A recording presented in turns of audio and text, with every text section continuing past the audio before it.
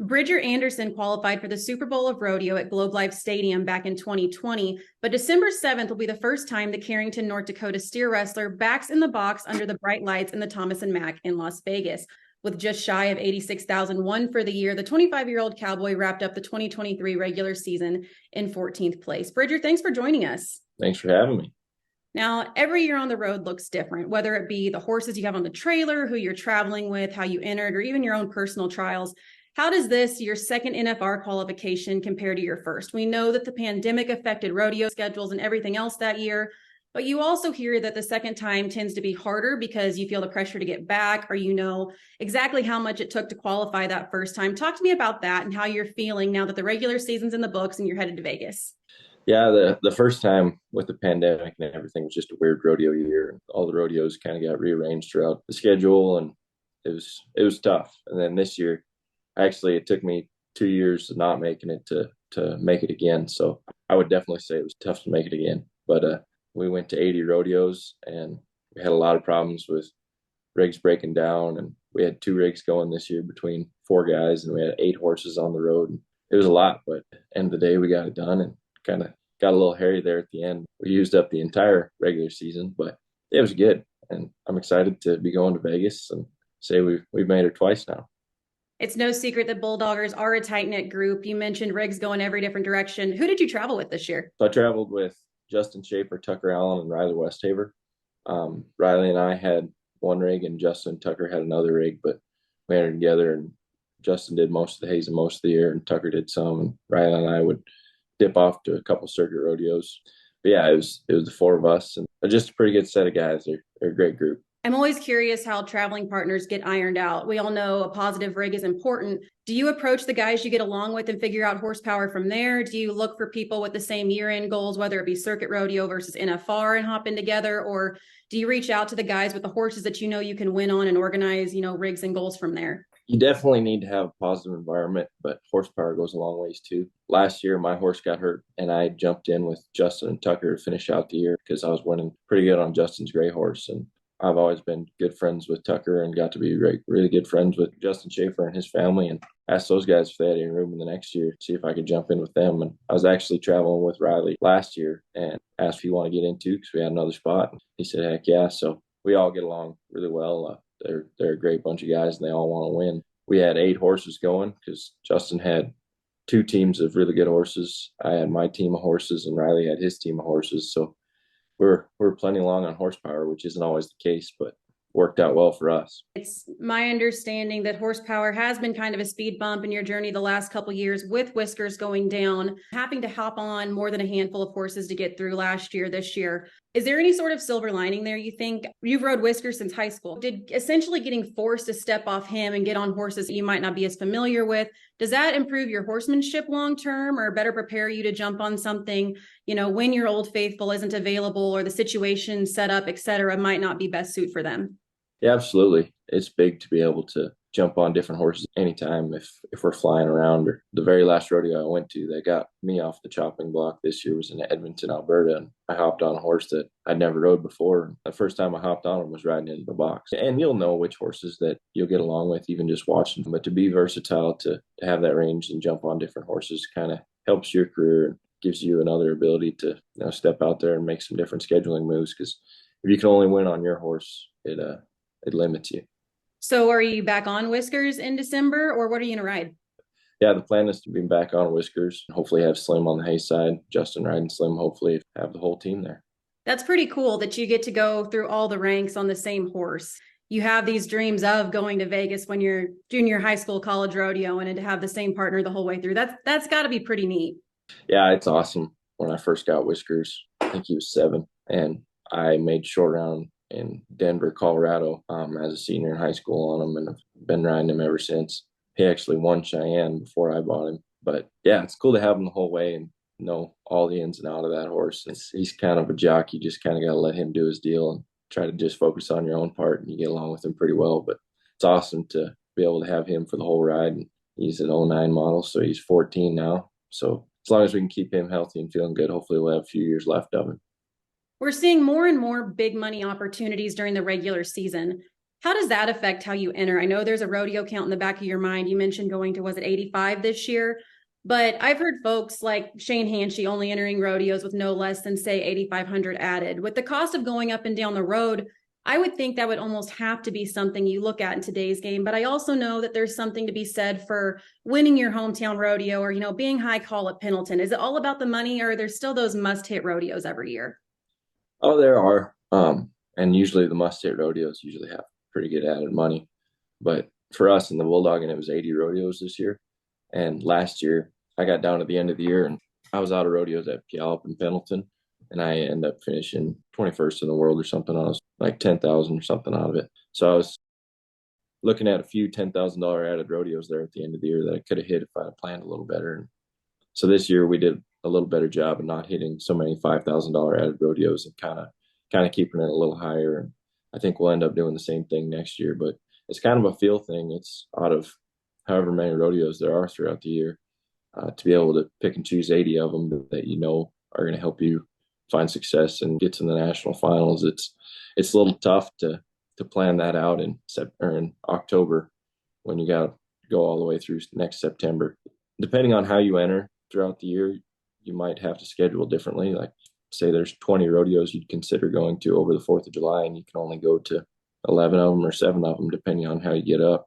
It changes. So you kind of have to be flexible with that. But for the most part, you do stick to the ones that have a little higher added money or that are within a circle that you're not going to have to travel 50 hours to 4 rodeos in 1 week. But just try to make it feasible and economically feasible. That can be tough at times. You're of the age that you not only got to witness and participate in the unprecedented growth of youth rodeo. I mean, you saw your share of success in those ranks, winning the steer wrestling at Oatberry's Junior World Steer Wrestling there at the Junior NFR, the IFYR in Shawnee. You were a state champion at the high school level there in North Dakota, won the steer wrestling at the CNFR. There have always been standout kids in every corner of the country, but do you feel like these highly competitive events and opportunities for young rodeo athletes are better preparing them for professional rodeo?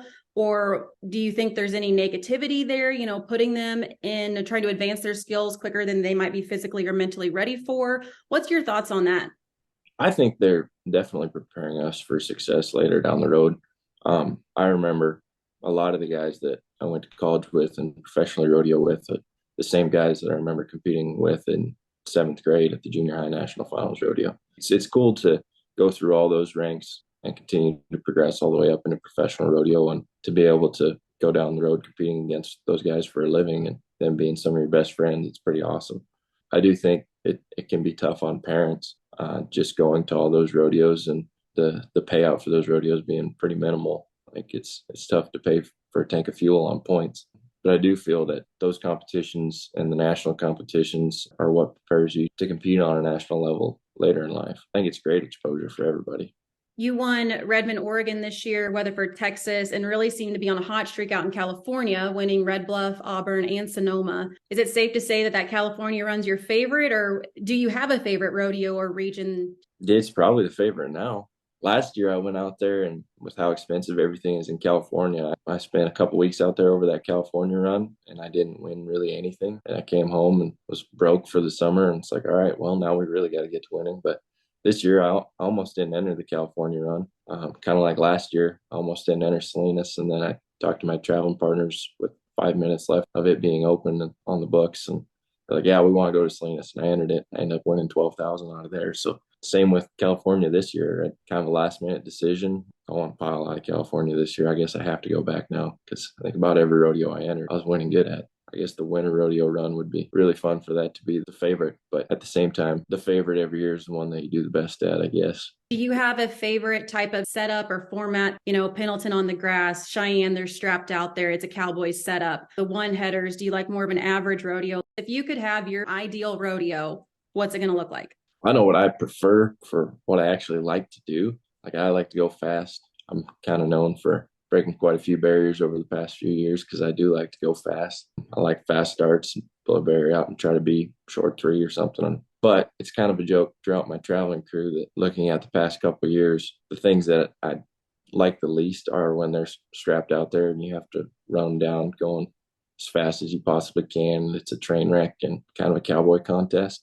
usually is when I have my most success. We did good at Salinas last year, and my last push was at Pendleton this year, and Red Bluff, won Red Bluff, and they're kind of strapped out there.